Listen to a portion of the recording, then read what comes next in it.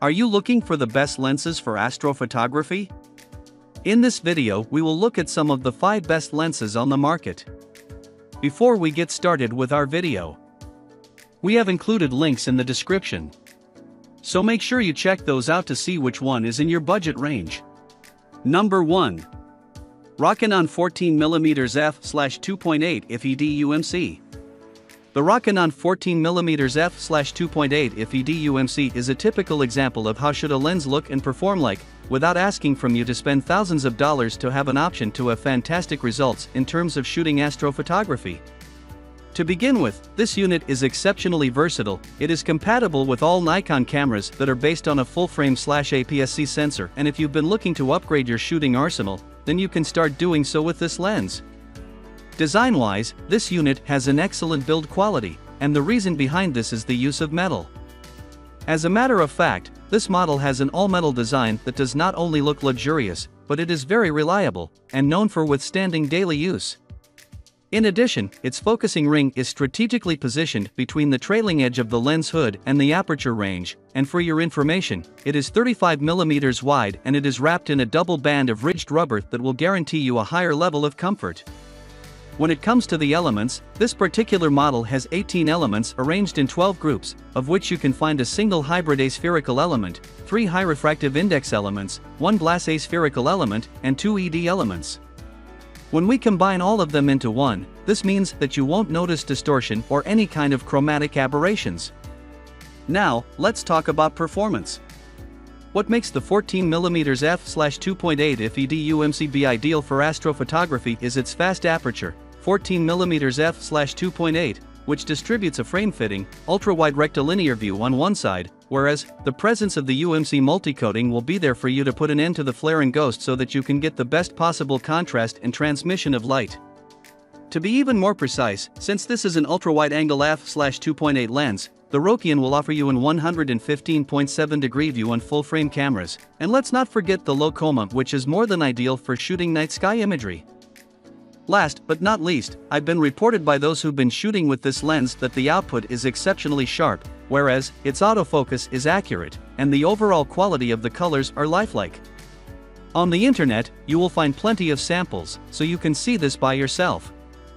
To conclude, if you're keen on investing in a lens that offers a great value for its cost, then the Rokinon 14mm f/2.8 IF ED UMC would be an excellent option for you. Number 2. Sigma 18 to 35mm f1.8 Art DC HSM. The Sigma 18 to 35mm f1.8 Art DC HSM is a very unique lens. In fact, some people consider it as a technological marvel, because this is the first zoom lens that has an exceptionally fast/wide aperture. At the same time, if you're shooting with a Canon camera, then great news for you as well. Speaking of the design, the Sigma utilizes a strong construction that consists of the rugged brass mount, metal barrel which is made of a so-called thermally stable composite material which makes this lens highly capable to be used in both cold and hot temperatures without interfering with its performance at all. Additionally, there are 17 elements divided into 12 groups along with 5 low dispersion and 4 aspherical elements, so as you can see, the manufacturer took the job very seriously. In terms of the features, the 18 to 35mm f1.8 Art DC HSM comes equipped with a ring-type, ultrasonic AF motor that has full-frame manual focusing and a 72mm filter size, a constant 1.8 aperture, which basically means that its low-light capabilities are indeed overwhelming, and let's not forget the manual override. Interestingly, the manual override will help you focus manually very quickly if you're working in an AF mode. Those who've been shooting with this lens claim that it takes less than a second for this lens to get from the closest focus to infinity, and at the same time, the AF motor is nearly silent. Therefore, I don't have any remarks for now. What also got my attention regarding this lens is its sharp output regardless of the aperture, since even at f/1.8 the chromatic aberration, distortion and vignetting are non-existent, and if you decide to shoot with this lens, I'm sure that you will instantly notice this. For instance, at f/1.8 and f/1.28, the resolution and the overall sharpness is top-notch, and chromatic aberration can't be noticed when shooting at smaller apertures, at f/1.8. Sounds nice, doesn't it? Another great thing about this unit is the presence of its 9-blade rounded diaphragm that will help you achieve excellent bokeh results if you feel that you need that. So, aside from shooting astrophotography, you will be able to shoot portrait, landscape and other types of photography without any problems. Overall, I strongly recommend you giving the Sigma 18 to 35mm f1.8 Art DC HSM a try, because it is worthy of considering and having, mainly because of its terrific low-light performance and its ability to minimize ghosting, flare, distortion, and chromatic aberration without having to spend a fortune. Number 3. Zeiss Batis 25mm f/2. The Zeiss Batis 25mm f/2 is a focus wide-angle lens that would be a really good option if you're an owner of any of Sony's A7/A6XXX models, due to the fact that this unit packs numerous features and has a very strong design that makes it pretty adequate to serve you in a long term. When it comes to the design, this model has a compact, yet sturdy body, whose external metal shell is made of durable, anodized aluminum, whereas its internal components are made of a combination of composite and metal. As you can see, this lens can easily withstand daily use. If we take this aside, the Batis 25mm f/2 employs 10 elements in 8 groups, and on its aperture ring, there is even an OLED display that will keep you notified regarding the approximate focus distance, whereas, on the front, you can easily notice a 67mm filter thread, so, for the design part I'm very satisfied. Speaking of the performance, the Batis 25mm f/2 is very sharp in the center and on the edges, but its wide-open performance at infinity may cause you some chromatic aberration. However, this may not drastically reduce the overall image quality. If you think that the image needs correction, then you can apply some in-camera or post-camera correction whether you've shot JPGs or RAW format images, but keep in mind that the overall sharpness and contrast are indeed good for a wide-angle prime lens. Moreover, the flare is inevident in most of the situations, and the reason behind this is the anti-reflective coating, although you may find some minor ghosting effects though. But, where the manufacturer hit a jackpot is at the chroma performance. Namely, even at f/2, the amount of chroma is barely noticeable, which means that you will be more than satisfied to shoot photography of the stars during the night. In terms of the bokeh performance, I have to inform you that the Batis is great here thanks to its 9 rounded aperture blades, which will help you achieve excellent bokeh results if you use the lens and camera right. Those who've had a chance to shoot with this camera claim that they were satisfied with this lens, and I hope that you will be as well if you ever decide to purchase it. Finally, the autofocus is quiet and quick, and what's even better is that this unit covers the full frame of the A7 cameras, and honestly, I couldn't expect anything less by a Zeiss. In conclusion, you would greatly improve your shooting experience if you decide to purchase this lens, and trust me, in case you do that, you will be more than satisfied to own such a powerful lens as a part of your shooting arsenal.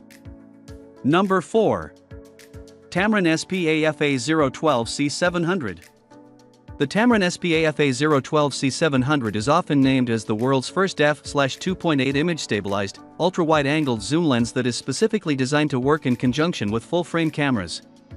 Even though it was released a couple of years ago, even today, this lens is often the first choice for a variety of different photographers whose favorite style of photography is exactly the astrophotography. From a design perspective, the optical construction of this lens combines 18 elements divided into 13 groups, plus an XGM element that is set at the front group, whereas, you can also find several LD glass elements that will greatly improve the quality of your shooting. At the inside, there's an ultra-silent drive motor whose purpose is to make this lens fast enough to focus onto a specific target while maintaining noise-free, and what will surely get your attention is the built-in image stabilization, which ensures up to 4 stops of compensation if you prefer to have handheld shooting. But hey, Tamron didn't stop here. They even implemented an adding fluoride coating to the front element to make it withstand water and dirt, along with a weather sealing and a special, so-called E-band coating whose purpose is to provide greater control over the reflections and minimize the occurrences of ghosting and flare as much as possible. Moreover, the performance isn't any different at all. Namely, its wide focal range of 15 to 30 mm, its fast 2.8 maximum aperture and the 9-blade round aperture are surely a great addition, since the results will be satisfying for you and for everyone who will be seeing them. To be more precise, most of the time you won't notice blur, but pure color accuracy. However, if you want to push this camera to its boundaries, at 100% view, you will notice a bit of blur, but still, images are usable even then. For example, even wide open at f/2.8, the Tamron SP AFA012C700 produces sharp imagery, and you can completely stop down from f/11 to f/22 because, at this level, images will not be heavily affected. In any case, I'd recommend you stick between f/5.6 to f/8 because this is the sweet spot. Before we end, I'd also like you to know that you shouldn't always shoot astrophotography with this lens, because you can experiment. Given its close focus distance of 1:1 and its aperture, you can easily have a fairly good subject-background separation with shallow depth of field. After all, I'm sure that you already know how quality this lens is, and therefore, even though you're not obliged to own it, still, the Tamron SP AFA012C700 can be seen as a strong candidate for astrophotography thanks to its endless capabilities. Number 5. Nikon AFS NIKKOR 14 to 24mm f/2.8 GED. The Nikon AFS NIKKOR 14 to 24mm f/2.8 GED is well known on the market, and you've likely seen this name popping up numerous times on the internet as you were searching for the best lens for astrophotography. Well, you shouldn't be surprised though, because this lens is highly suitable for astrophotography, landscape or architectural photograph, and regardless of the type of photography you'll be shooting, this model will have you completely backed up. In terms of the design, the Nikon AFS NIKKOR 14 to 24mm f/2.8 GED is a result of excellent craftsmanship, and from the moment you take it, you will be amazed by the handling and the way Nikon has crafted this product. Namely, its outer barrel is crafted with a metal alloy, the focus ring is rubberized, and you can also notice dust and moisture seals which will greatly improve the build quality of the lens itself, and make this lens be an excellent companion anywhere you go. In addition, the internal components include two extra low dispersion (ED) elements, 3A spherical lenses, and a nanocrystal coat, which, when combined, will ensure consistent performance while maintaining the sharpness and the overall contrast quality strong even at the widest aperture settings. But that's not all. Nikon has incorporated a so-called silent wave motor which will guarantee you nothing less than an ultra-high-speed autofocusing, and since I've mentioned this, I think that it is the right time to talk about the performance and the features. For your information, the Nikon AFS NIKKOR 14 to 24mm f/2.8 GED is excellent in low-light conditions, since the included motor is pure excellence because instantly, the lens focuses on a specific target and remains quiet.